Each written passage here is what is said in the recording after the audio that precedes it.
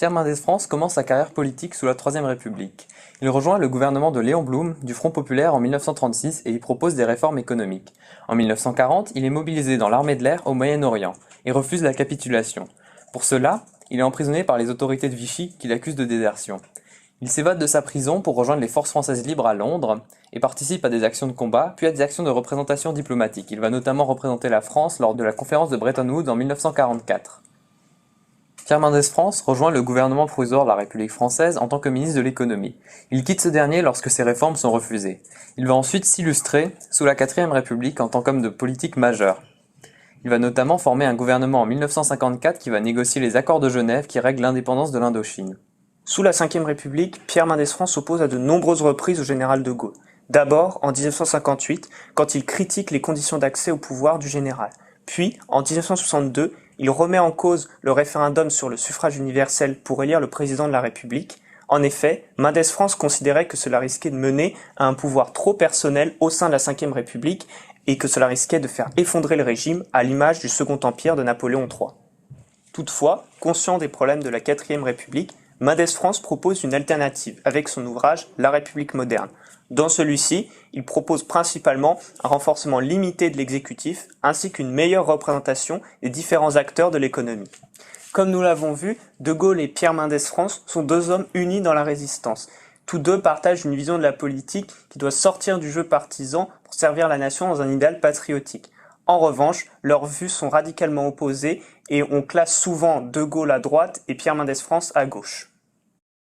Mais Pierre Mendès France était-il vraiment de gauche? Bien sûr, mais c'était un radical socialiste, une doctrine qui n'existe plus vraiment aujourd'hui. Il critiquait fortement le marxisme et s'attachait aux valeurs de la Révolution française, la propriété privée et la défense intransigeante de la laïcité. De la même façon que Pierre Mendès France n'était pas de gauche au sens où on l'entend aujourd'hui, le général de Gaulle n'était pas de droite. Ainsi, s'il menait une politique conservatrice, il n'était pas dogmatique. Il a poussé à l'association Capital-Travail et à l'actionnariat des salariés. D'ailleurs, avant 1958, gaullisme et mendésisme faisaient plutôt bon ménage. On retrouve dès 1954 des ministres gaullistes dans le gouvernement de Mendès France.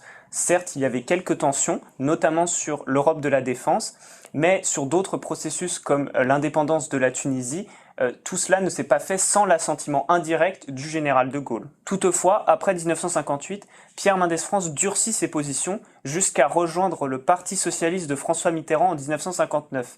Malgré tout, l'alliance n'est pas idyllique, il y a notamment des divergences sur le plan de relance économique.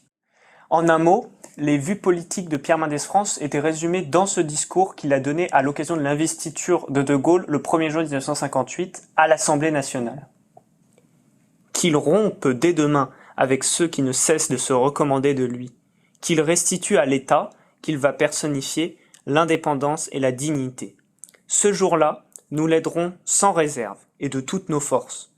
Puisse l'histoire dire un jour que De Gaulle a éliminé le péril fasciste, qu'il a maintenu et restauré les libertés, qu'il a rétabli la discipline dans l'administration et dans l'armée, qu'il a extirpé la torture qui déshonore l'État, en un mot, qu'il a consolidé et assaini la République. Alors, mais alors seulement, le général de Gaulle représentera la légitimité.